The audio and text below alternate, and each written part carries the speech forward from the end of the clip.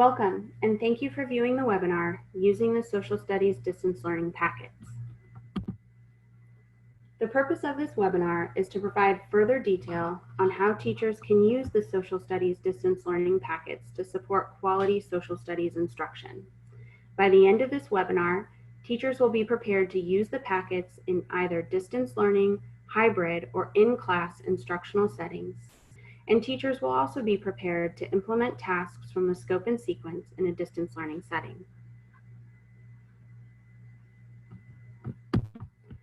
All instructional efforts in social studies should lead back to ensuring the overarching goal is met and instructional shifts are implemented.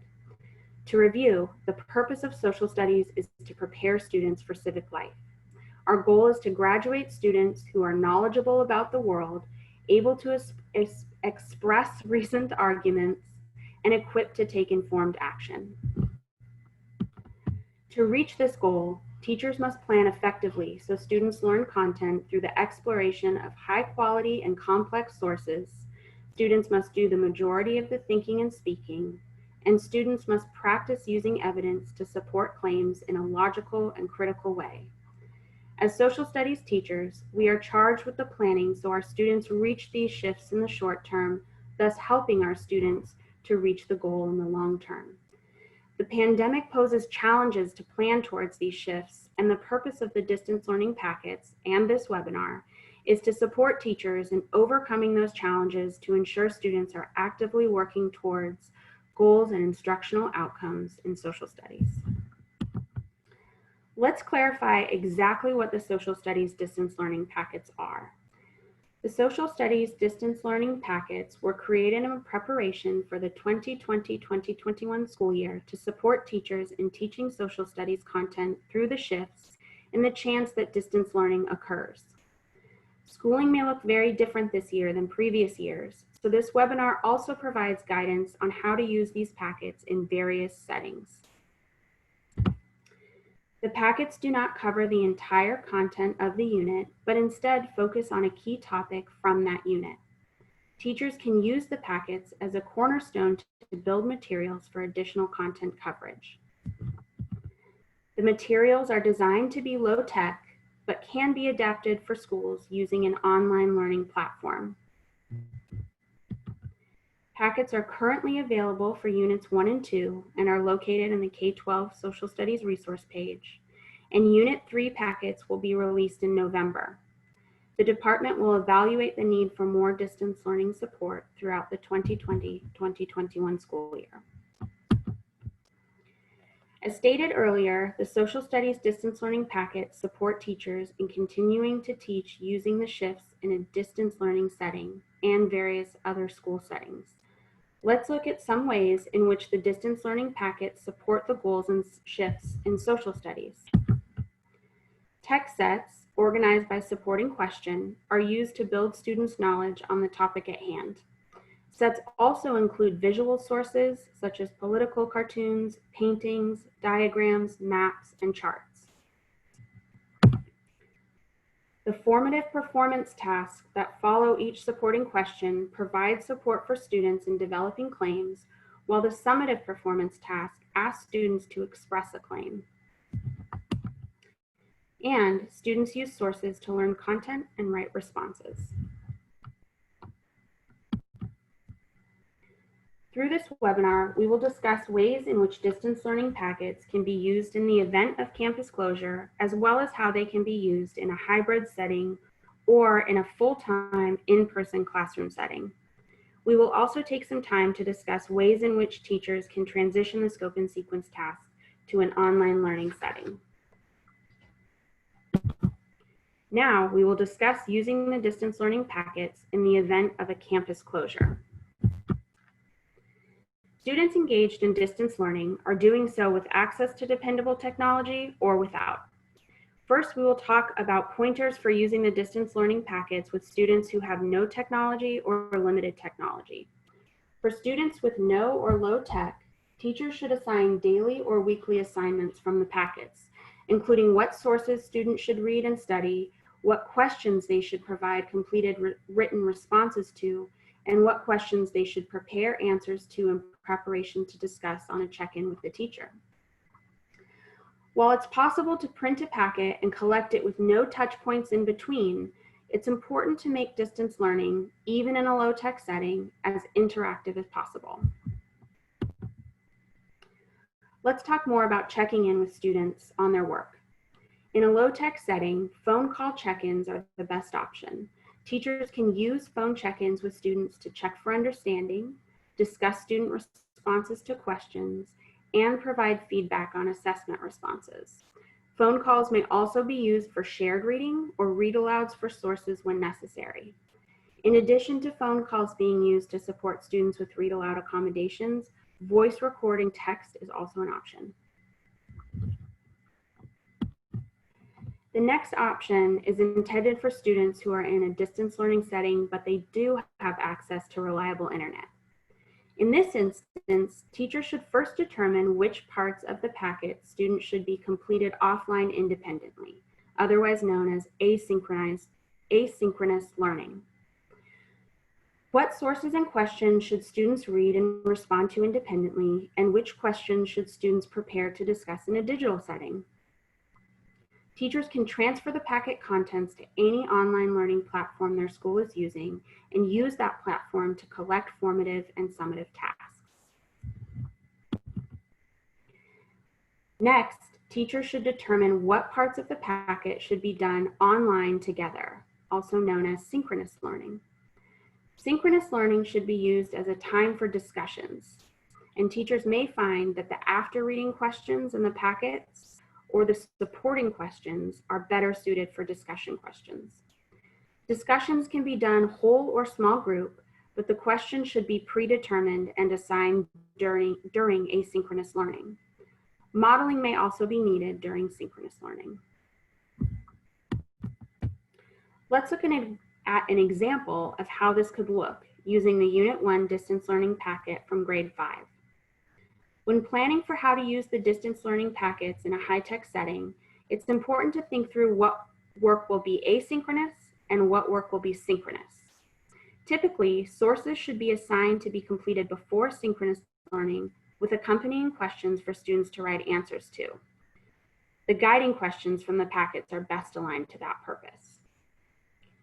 Teachers should also think through what questions students should come prepared to discuss. The teacher should determine which questions in the packet should be used for class online discussion and what follow-up work, if any, is assigned afterwards. This could include the pre-work for the next synchronous session. The amount of work assigned depends on the frequency of synchronous learning. Here is an example of what that could look like. Students are assigned sources A through D from lesson 1 to read and study before their scheduled online learning time. They should read and study these sources and answer all guiding questions that accompany them. Students should think about their answers to the after you read questions and be ready to discuss them. For their synchronous learning time, the teacher facilitates an online discussion on the after you read questions. The teacher then discusses the framing question for the packet and breaks down what the first supporting question is asking with the students. Independent work assignments that are due before the next class online synchronous learning lesson are shared. Before the next synchronous learning session, students should read and study all sources from lessons 2 and 3 and answer all guiding questions. Students should think about and be ready to discuss the after you read questions during the next synchronous learning lesson. During that synchronous learning session, students will discuss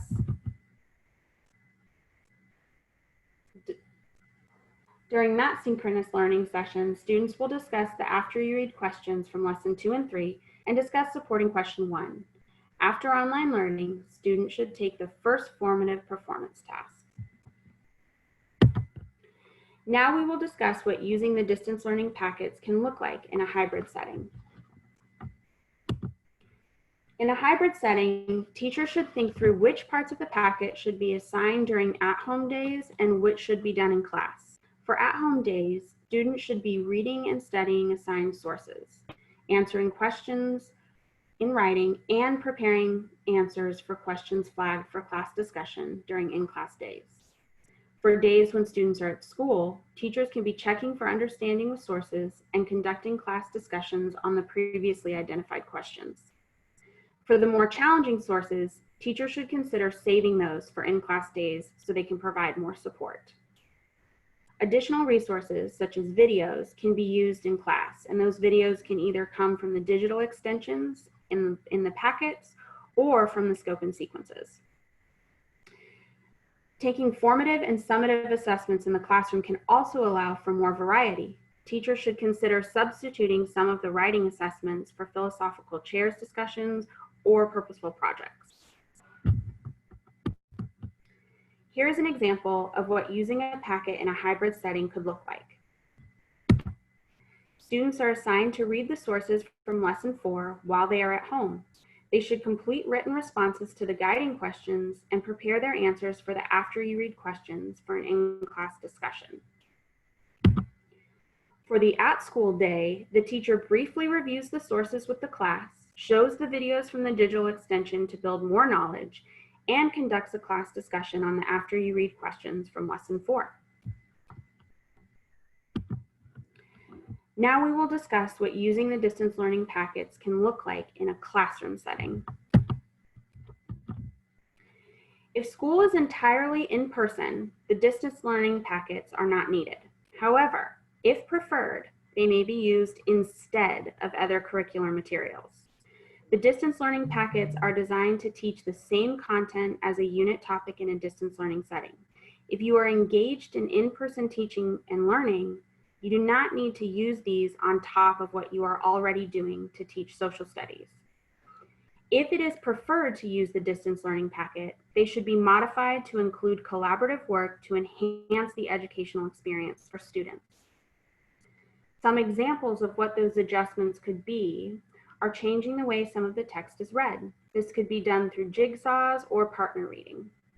Class discussions should also be added. Substituting some of the written assessments for collaborative work, such as a philosophical chairs discussion or a purposeful project. As mentioned earlier, the distance learning packets only cover one topic within a unit and not the entirety of the unit content. Here are some potential options for teaching the rest of the unit content. If you are teaching in a classroom setting 5 days a week, it is an option to teach as you normally would. If you are teaching in a hybrid or fully distance learning setting, you can either create a distance learning packet to cover the rest of the unit content, or you can transition the scope and sequence to an online setting as long as technology is not a constraint. Now let's discuss what transitioning the scope and sequence to an online setting can look like. Similarly to planning to use the distance learning packets, planning to use the scope and sequences for distance learning in an online setting requires 3 steps. First, thinking through what pre-lesson work students should do in preparation for synchronous learning. Thinking through what synchronous learning sessions will look like and how students will interact with the content during that time. And last, what post-lesson work students will do after the online lesson. When a high-tech setting is available to students, the goal is to simulate cooperative learning to the greatest extent possible. If technology is an option for students, we should think about using the scope and sequence in an online setting through the lens of maximizing all opportunities for students to work together. All of these recommended methods for using the scope and sequence in an online setting centers that idea. When thinking through the pre-work to assign to students in preparation for synchronous learning, the teacher should think through what sources students should read and study and how they should do so. When the scope and sequence recommends a source should be read through a jigsaw or shared reading, the teacher can simplify by assigning independent reading or use an online grouping strategy via breakout rooms and chat features on the online learning platform. To promote cooperative learning, consider using synchronous learning to have students simulate a jigsaw throughout breakout rooms or chat feature. Please keep in mind and follow all school system policies regarding online student learning when using these features. For the most complex texts, Consider adding scaffolding questions and vocabulary support, similar to what is included in the distance learning packets. When internet is not guaranteed, streamline the content for students by prioritizing sources into required and recommended sources to focus students' pre-work. In addition to thinking through what sources students will read and how they will read them, the teacher should also think through the pre-work questions students will answer. Teachers should determine which questions students should respond to in writing and which questions they should prepare to discuss during synchronous learning. Consider the use of discussion boards on online platforms as a way for students to answer questions and respond to their peers. A note to teachers when assigning sources from the scope and sequence. Be mindful when sharing links for copyrighted sources. When sharing videos, use a purifying service such as viewpure.com to eliminate ads shared through YouTube videos. Make sure students also have access to special excerpting directions that accompany copyrighted sources from the scope and sequence, and preview all content on the copyrighted site and use your judgment before sharing. Next, teachers should think through what will happen during the synchronous online learning session. The majority of online learning sessions will revolve around student discussion. To make the most out of synchronous learning, students should know the questions they will be discussing before the session takes place. It's also important to think through the norms you'll need to set to make those discussions meaningful for students. To emphasize collaborative learning, think through how you may want to use learning platform features, such as breakout rooms or the chat box. Next, teachers should think through what will happen after the online learning session and what post-work will look like for students. For independent work, assign students additional reading if applicable. For group work in the upper grades, assign a collaborative group project if applicable.